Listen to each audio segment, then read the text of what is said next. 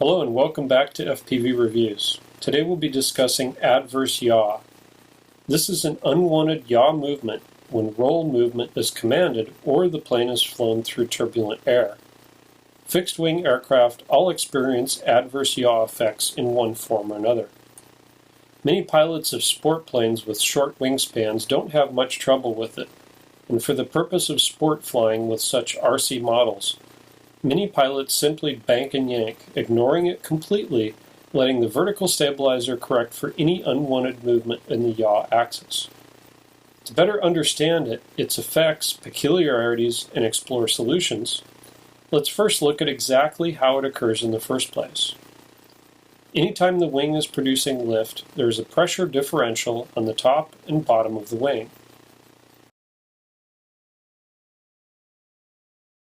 Depending on the airfoil, indicated airspeed, angle of attack, and Reynolds numbers, this difference in pressure may be relatively small or much greater. If the pilot or autopilot commands a roll using the ailerons, one aileron will go up and one will go down. Assuming they deflect at equal angles, they will have a similar effect on the amount of lift produced by each wing, but in opposite directions, causing the aircraft to roll. However, while one of the ailerons is deflecting into low-pressure airflow, the opposite aileron is deflecting into higher-pressure flow.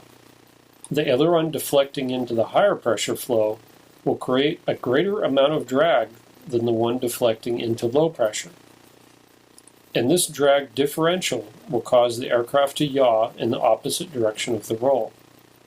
In traditional full-scale aircraft, the pilot will learn to use a brief deflection of the rudder to counteract the adverse yaw while he is entering a roll maneuver.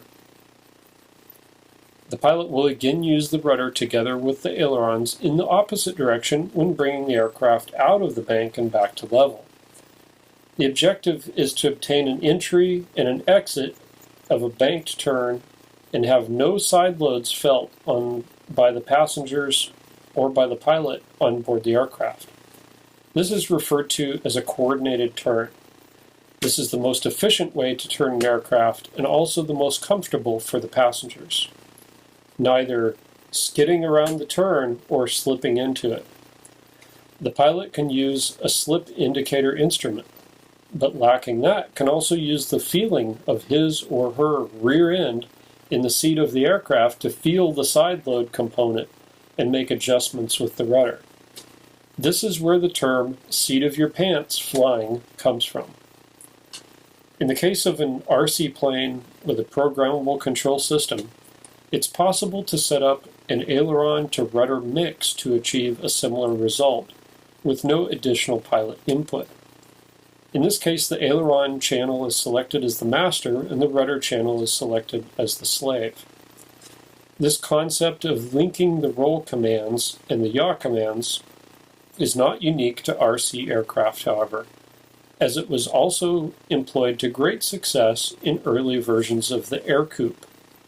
This handicraft was reputed to be spin-proof because of its simplified control system and used casters in the main tricycle landing gear in order to cope with crosswind takeoffs and landings, which would otherwise require crossed controls. There are several well-made documentaries about the air coupe, and they're worth watching to open the mind to alternate ways of thinking about control system architecture in aircraft. There are also many examples of the air coupe still flying today as a testament to their success. It's also possible to set up a similar mix in most flight control softwares, such as Arduplane. Although Arduplane adjusts the yaw automatically to maintain a coordinated turn in auto modes, at least on its default settings, setting up a mix is also helpful for fly-by-wire modes such as fly-by-wire A, as it provides additional data in the form of a rudder mix ratio for the autopilot by giving it a rough target for the amount of rudder that will be needed for a given aileron deflection while it is entering and exiting a turn in auto modes. Once the turn is established, the software uses data from the accelerometers to coordinate the turn more precisely. This initial target mix is so helpful because it takes just a little bit of time for the movement of the ailerons to create the adverse yaw, and a little more time for the control loop to correct it.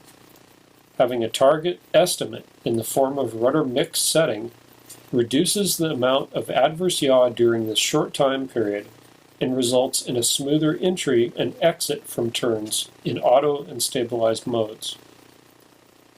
In general, the longer the wingspan, the greater the effect of adverse yaw, as the ailerons and wings themselves have a greater moment arm for the differential drag to act on the yaw axis, so the percentage of rudder mix in such a mixing program, whether it be in a flight control system like Arduplane or simply in the transmitter for a programmable control system, will also have to be greater with increased wingspan under most circumstances.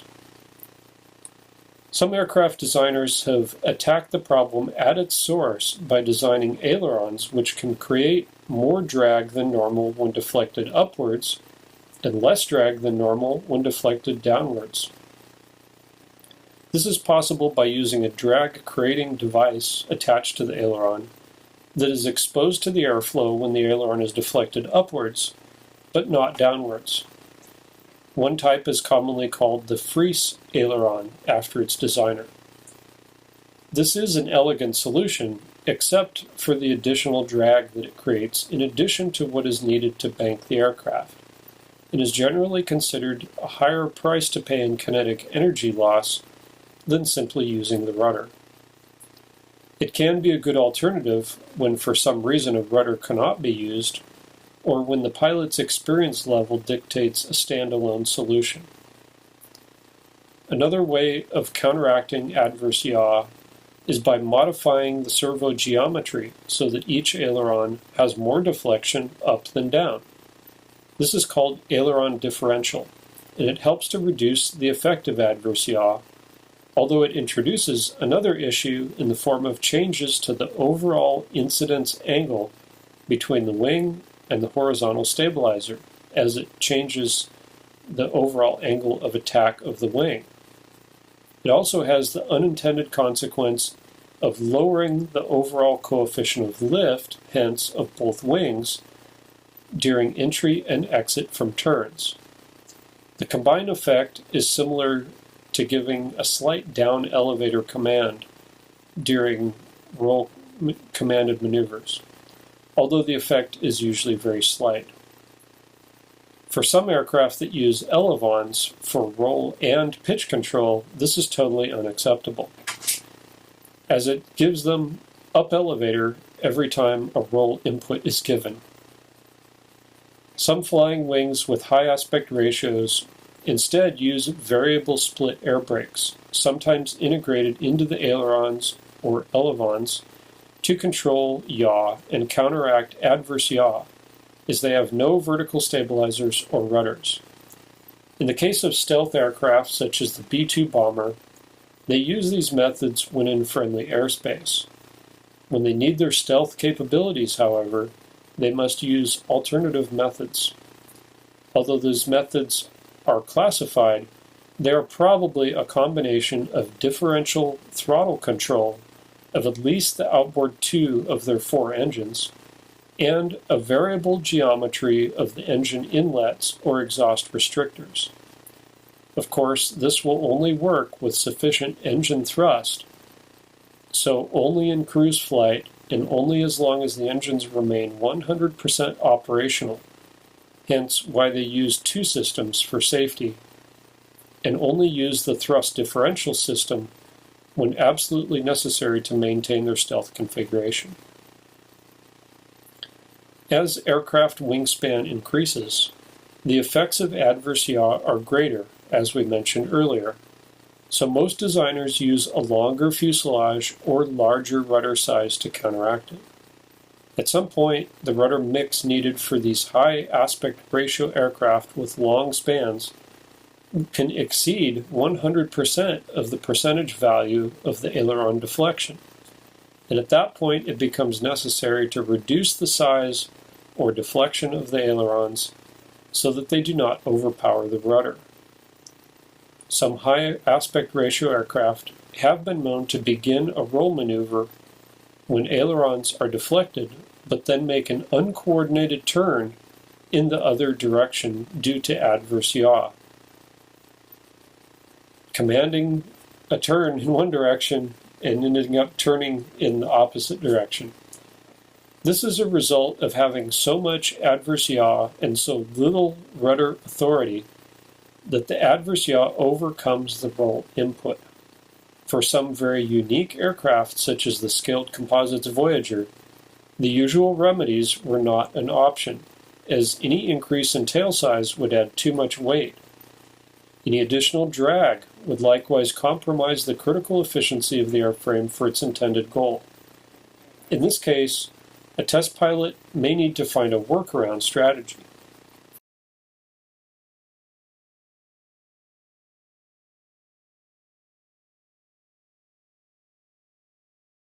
Remember, the reason adverse yaw happens in the first place is due to the pressure differential between the top and bottom of the wing as a result of creating lift. So, if the pilot can use down elevator to decrease the angle of attack for just a moment, a small window of opportunity is open in which a roll command can be given using the ailerons, and it will be free from the effect of adverse yaw.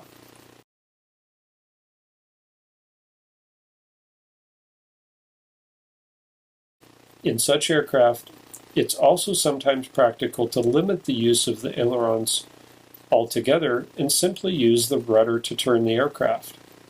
This is not always as bad of a solution as it would seem. For many aircraft, use of rudder without aileron would result in a skidding turn.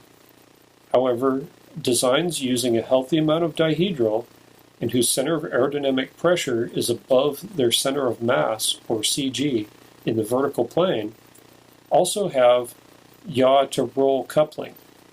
This means that when rudder only is used, something resembling a coordinated turn will actually be achieved, even with minimal or no use of ailerons. Some simple RC trainers and gliders eliminate the ailerons altogether, using the rudder-only method, and most flight controller software have a parameter for rudder-only operation, where accelerometer data from roll and yaw are combined as long as they are within reasonable limits.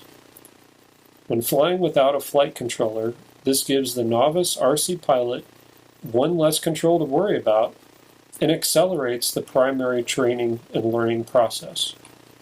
As with rudder mixing, rudder-only turning of aircraft is not always limited to RC aircraft either. The SkyPup Ultralight is a great example of its successful implementation in a relatively modern manned aircraft. This innovative and ultra-low-cost flying machine fits within the FAA Part 103 rules while retaining an efficiency far beyond what most ultralights can achieve in terms of glide slope and sink rate, while using rudimentary materials. Designed by a couple of off-duty engineers at Cessna, it has stood the test of time, and there are still many examples flying today. They do use conventional tail dragger landing gear, so they do not handle crosswinds well, and thus are only used recreationally, and only with very mild wind conditions present. We hope that this has been an eye-opening discussion and gives you a relatively complete explanation of adverse yaw. Also, the ways around the problem in the form of coordinated mixing and rudder-only control. For more interesting information on our current projects, visit our website at the link below, subscribe to our YouTube channel, and hit that bell icon for notifications so you don't miss a thing. Thanks for watching, and have a good one.